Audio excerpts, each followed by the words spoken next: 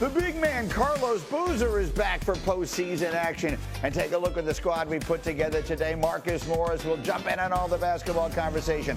Orlovsky is back from skiing. We need stories. Damian Woody is ready to go in that museum he calls a home. Let's get this thing started, and it begins with the chef. Steph and the Warriors visiting Houston for Game 1. And Booze, if you just watched the play I'm going to show you first, you would think it was the Rockets' night. Shangoon, oh! Woo! Brought back memories right there. Great job getting it started for the Rockets. Just knocking one down over the top of Draymond Green. But this first half would belong to the Warriors and to Steph in a low-scoring affair. He had it go. No, he was cooking from the very beginning. He did a great job of going inside, getting layups early, and then the three-point line started splashing for him. He had 16 at the half. Warriors up 47-34 in a low-scoring affair. And then it's Jimmy Butler. Watch him talking to Reggie Miller on the sideline. He says, "You like that? Look at that. It's Reggie he's talking to over there." Love that, man. No, playoff Jimmy showed up big last night. He had 25. Next Warrior. This is ridiculous. This is ridiculous. I mean, that's a shot only Steph Curry can make that shot. I don't know. For him, it's a good look. Warriors up 23, but the Rockets come storming back. It's a 7-point game early in the fourth, but when they needed a bucket all night, it was that man. Yeah, you're going to go to your Hall of Famer right there. Clutch shot after clutch shot. Warriors go up by 10. Rockets cut it to 5. Here's Amen Thompson. That one's going to go. It's just a 3-point game, but then come on, watch this inbounds play.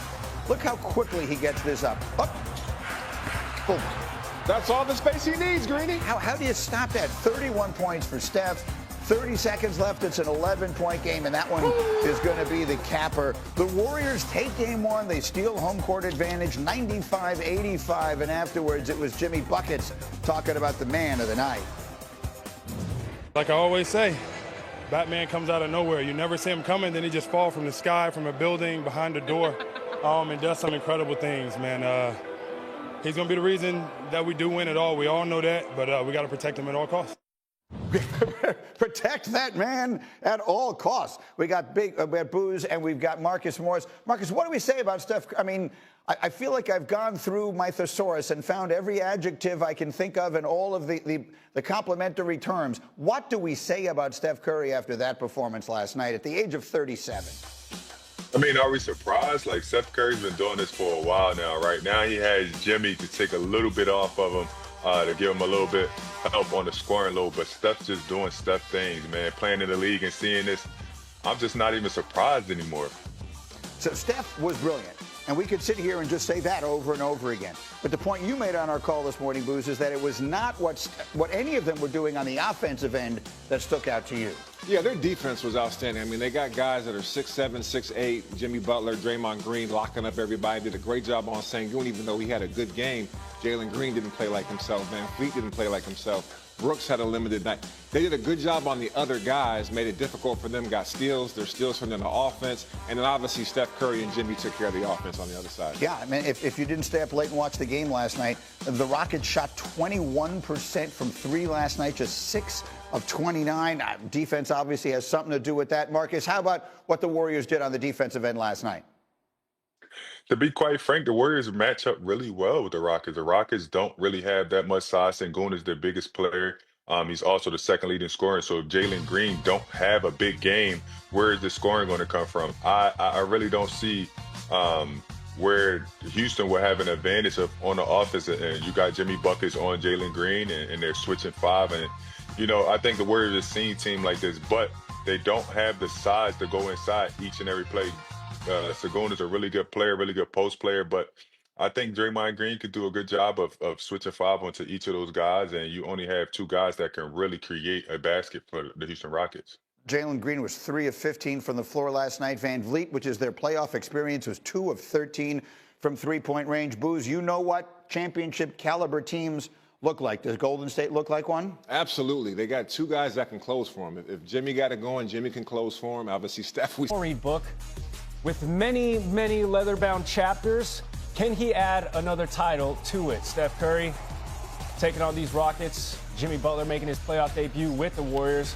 He'll get that to go. Golden State goes up a half a dozen, but they would open up this lead in a big way. 2 minutes left. Dubs up by 4. Steph was pulling from everywhere. in this game. That was probably one of his more normal shots that he took and hit in this game. This from the Toyota Center logo. Golden State has eliminated the Rockets 4 times between 2015 and 2019. Steph both did say, obviously the makeup of this Rockets team is so much different than it was. Jimmy Butler hits the triple. You know who wasn't hitting any shots? Fred VanVleet and Jalen Green. They combined to go 7 for 34. Steph falling into the courtside seats. It's what you pay for. All right, to have a moment like that. You can't play better defense than what Jalen Green did. Arm outstretched, hand in his face. It didn't matter. The Warriors were up by 23 at one point in the third quarter. We moved to the fourth, and again, Steph was feeling it, man. He was 5 for 9 from 3. He had 31 points. This is Jabari Smith Jr. He hits a triple. So the Rockets, they're down 5. Now they're down 3 thanks to the odd man Thompson high percentage shot. But 5 minutes to go. It's the Dubs. Brandon Pajemski inbounding to Steph. When he feels it, he feels it. Draymond Green said after the fact, listen, if we are going to win, we need Steph to be great. And he certainly was. And then he had a sidekick in Jimmy Butler, who went for 25 points, 7 rebounds, 6 assists, this steal, this finish. Warriors get game 1. This is the 7 seed in Golden State, taking care of business on the road against the 2 seed. Here's Jimmy after the win. Like I always say, Batman comes out of nowhere. You never see him coming, then he just falls from the sky, from a building, behind a door, and does some incredible things, man. He's going to be the reason that we do win it all. We all know that, but we got to protect him at all costs. And in case we need to make this overtly clear, of course he's talking about Steph Curry, as we are now talking to Anscape senior writer David Dennis Jr. joining the program. D, fantastic to see you. Curry, 37 years young. He dropped 31 on one of the youngest teams in the league.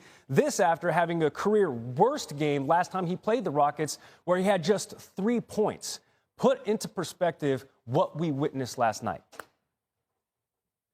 Well, first we were talking about the good book and everything. Jimmy's been reading comic books. Like this dude, he's kind of dragging the Batman thing a little bit with Steph Curry. But I understand he's excited. How could you not be? Like when we're talking about Stephen Curry, it's about time that when we talk about all time, I took this personally, I'm going on the court to rip your heart out. We really got to talk about Steph Curry and Michael Jordan as being the top 2 guys to do that. Steph heard the noise all leading up to this series about Amen Thompson was going to stop him. He knows about the 3 points, the 1 for 10, and he went out there and demoralized that Houston Rockets defense. In the first quarter, they were hounding him, they were grabbing him, he was getting to the basket, he was making his layups. But that second half, the Rockets did everything they possibly could, and every shot it seemed like Steph Curry made was a heartbreaking shot. They defended him well, and these were circus shots that only him in the world can make these shots, and he tired that Rockets team out and gave them a lot to think about come game 2 because nothing they did worked against him.